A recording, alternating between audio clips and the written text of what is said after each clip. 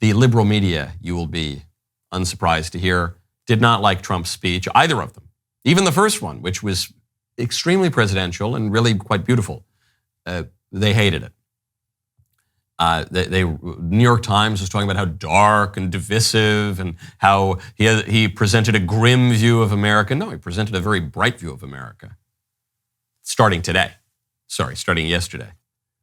America has gone through very dark moments, but it's looking bright. It was a bright, sunshiny day yesterday. Meanwhile, Biden was absolutely bitter. This is according to CNN. You don't have to take my word for it. CNN spelled it out on Inauguration Day. The final hours of his presidency were spent, reportedly, in a dark mood. All of our reporting, talking to sources in recent days and weeks, really suggests that the president is in a bit of a dark space when it comes to just his headspace in these very final days.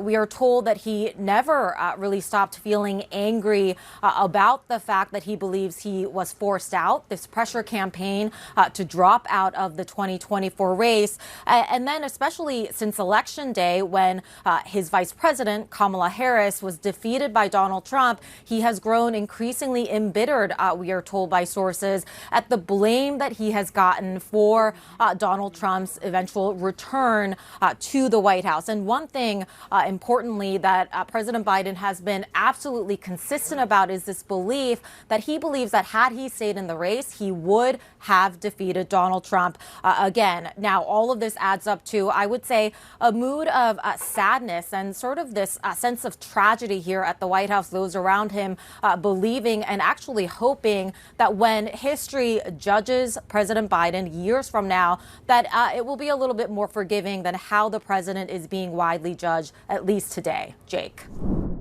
History will not be more forgiving to Biden. I'm willing to go with Biden a little bit here and say, at the very least, I think he would have done better than Kamala, even after the disastrous first debate. Because he might have done better in the second debate. They might have shot him up with more adrenaline. Presidents have won elections after bad debates, even though the Biden debate was particularly bad because he could barely speak. But I think he would have done better than Kamala. Here's my proof. Joe Biden has consistently been a much more popular politician than Kamala. Kamala could barely win a race in California. Kamala never won a single vote in a presidential primary while she was running. There's no evidence that Kamala can win any national election. There's zero evidence for that. There is a lot of evidence that Joe Biden's very popular. He got elected to the U.S. Senate before he was constitutionally eligible to run. Okay? Say what you will about Biden. I think he's awful. But he's been popular over the years. He's certainly more popular than she is. Even a drooling Joe Biden is more popular than, and also frequently drooling Kamala Harris, though she does not have the excuse of dementia, allegedly. History will not judge Biden well, not because he didn't run or he tried to run and he got booted out or this, that, or the other thing. History will not judge Biden well because he's never accomplished anything. He's never accomplished anything. The one thing you could say Joe Biden accomplished would be when he was in the Senate, he spearheaded an important crime bill. And that was the one thing that he ran away from because he was trying to suck up for the black vote. And he mistakenly believed that turning on his one accomplishment, which is to actually put criminals in prison, that would help him. It didn't work. That's it. What else has he done? Not only does he leave the White House and leave his entire political career without any notable accomplishment whatsoever over half a century in politics, but he leaves looking corrupt. He leaves looking undignified. He leaves looking petty and out for personal gain. Joe Biden is a relatively wealthy guy. He's a wealthy guy for having been a government employee his whole life. And we have some speculation as to how he got that rich, because we know that his kid was peddling influence all around the world. We know that Joe Biden was involved in Hunter Biden's business. We know he was on a lot of phone calls with Hunter Biden's business pals who were shaking down foreign countries, peddling Joe's influence, getting money. And we know from the Hunter Biden laptop that Hunter Biden at least said that he was kicking up 10% or even half of it to the big guy, Joe Biden. So Biden is leaving not merely as a nothing, he's leaving as looking like a dirty, sleazy politician. I think that's why he's in a dark mood. I think he's in a dark mood not because of the 2024 election and how he really thought he could win it. He said publicly that he had a sense that, maybe he couldn't totally finish out a second term. He's even admitting that now. I think it's the reality of his career, which was pointless. It was worse than pointless. It was disreputable. I think that's what's hitting him. I think it's the telltale heart. Just beating. He's hearing it beat a little bit. He's considering his own missed opportunities and his own sins, basically. And by the way, here's my proof of this. His last action as president was to pardon his whole family. He pardoned the whole family. We know that Joe Biden gave Hunter a 10-year pardon, blanket pardon, for any crimes that he did or might have committed. Any crimes of which he was accused and crimes that he wasn't even yet accused of.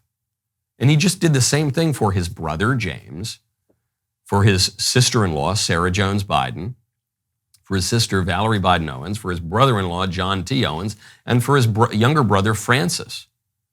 Pardons to cover any nonviolent offense from, and this is where it looks so dirty, from January 1st, 2014 until the day before Trump's inauguration.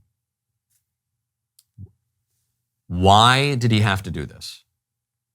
The Trump team, the conservatives will say he didn't really have to do this. Trump was not going to go after the Biden family. There's no indication Trump was going to go after them. Now, Joe might have thought that he had to do this because they were maybe guilty of crimes. Maybe because, they did run a little family business called selling American influence to the highest bidder. Maybe they did enrich themselves. Maybe if they were investigated, there'd be a lot of dirt to dig up. The guilty flee when none pursueth. That's it. And I don't think Trump's talked about pursuing it. I don't think he would have. He was corrupt. Joe Biden was a corrupt guy. And he might not have even started out that way. I don't know that he was corrupt in 1971. But at the very least, he became corrupt over time. And that's how he ends. That's the end of the Biden story. A corrupt politician, worked in government his whole life, and he made some money, and he seems to have pretty miserable circumstances around him. It reminds me, I talked about Chester Arthur at the top of the show. We've been talking about a lot of 19th century American politics. Chester Arthur wrote advice to his son after leaving the White House. He said, don't pursue a political career, it's not worth it. And Chester Arthur had spent a lot of his career as a corrupt politician, though he reformed at the end of his career. But he said, the sacrifices are not worth it. It's really hard. It's really, really hard, especially if you want to do it in a dignified way. It's very, very difficult. So Biden ends. He accomplished nothing. I guess he made a little bit of money. And now that chapter's over. And we have a new chapter from Trump. And this feels bigger than just 4 years ending. This feels bigger than a presidential term ending. This feels like a massive shift in politics, in the way America understands herself. What America has meant different things to Americans over time. We like to think that America is just frozen in ember. America's an idea and it just means liberty and low taxes or something. That has not always been true. And it feels like we're moving into some new self-conception of America. And maybe, if Trump is right, that's going to be a golden age.